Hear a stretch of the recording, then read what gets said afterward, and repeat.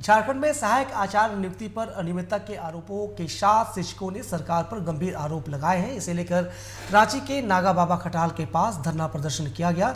शिक्षकों ने शिक्षा विभाग और शिक्षा मंत्री के प्रति भी नाराजगी जाहिर की है और चेतावनी दी कि यदि नियुक्ति संशोधन को वापस नहीं लिया गया तो आने वाले समय में बड़ा आंदोलन किया जाएगा। सहायक आचार्य शिक्षकों से बातचीत की हमारे संवाददाता मोइजुद्दीन ने। समाज में शिक्षा का अलख जगाने वाले शिक्षक आज झारखंड की शिक्षकीय व्यवस्था से नाराज हैं।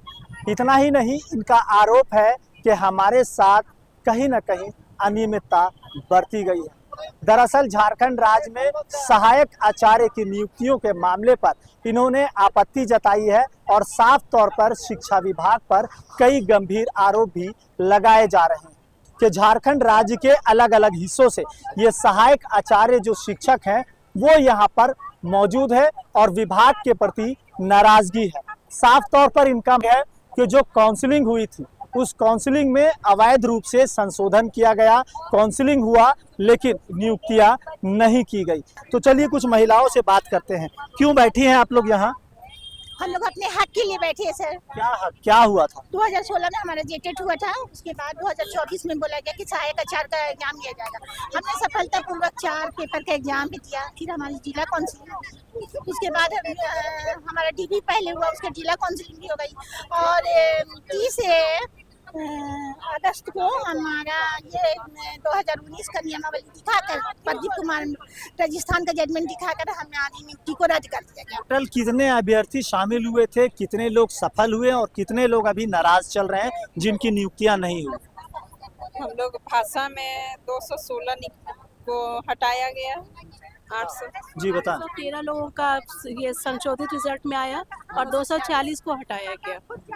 तो हम लोग यही चाहते हैं कि हम लोग को नियुक्ति दीजिए। हाँ, तो चलिए, नियुक्ति की मांग को लेकर ये महिलाएं, ये बहनें सड़क के किनारे बैठे हैं और शिक्षा विभाग से कहीं ना कहीं नाराज नजर आ रहे हैं। साफ तौर पर गोद में देखिए छोटा सा बच्चा भी है, यानी झारखंड का नौनिहाल अगर गोद में आकर आंदोलन की राह पर निकल जाए तो कहा जा सकता है कि इस राज्य की उन्नति कितनी होगी, ये माना जा सकता है। तो सरकार से क्या कहेंगे? सरकार से मेरा सीधा डिमांड है, बिना लौंग लपेट का, कि 26,001 पद के लिए नियुक्ति की प्रक्रिया आप शुरू किए थे, 26,001 की नियुक्ति की प्रक्रिया को पूरा कीजिए। और आज हमारे साथ जो अभ्यर्थी आए हुए हैं जिनको संशोधित रिजल्ट में बाहर किया गया है, जिनको नियुक्ति पत्र बंटने वाला था, उनको ऐसा बिना कोई सूचना दिए और फोल्डर वापस मंगा करके और उनको बाहर कर दिया गया। क्या? तो प्रदीप कुमार राजस्थान का अभ्यर्थी था, दिल्ली में आरक्षण चाहता था, उस जजमेंट को हवाला दे करके हमारे झारखंड के झारखंडियों को है सो बाहर किया गया है। बाहर की जजमेंट को हमारे झारखंड में लागू करना ये झारखंड सरकार की नाकामी का परिचायक है। अगर ये सरकार हम लोगों की मांग को नहीं मानती है तो 15 नवंबर को हम लोग ऐसो कला झंडा और कला पट्टी बांध करके और आएंगे और इस सरकार को ऐसो विरोध प्रदर्शन करेंगे, उग्र प्रदर्शन होगा। और आने वाले समय में अगर ये सरकार हमारी बातों को नहीं मानती है, नियुक्ति की प्रक्रिया को पूरा नहीं करती है, तो नेपाल जैसा घटना इस झारखंड में भी होगा और झारखंड सरकार के साथ होगा। चलिए, तो ये झारखंड राज्य के शिक्षक हैं जिन्होंने साफ तौर पर कहा कि अबुआ सरकार की बात करने वाली सरकार, 1932 खतियान की बात करने वाली सरकार, पेशा कानून की बात करने वाली सरकार अगर हमारे साथ अनियमितता बरतती है और हमारे जो रिजल्ट में जो अनियमितता हुई है, हमारी नियुक्ति में जो गड़बड़ियां हुई है, अगर इसको सुधारा नहीं जाता है तो आने वाले समय में सरकार को काला झंडा भी दिखाएंगे और इनका आंदोलन भी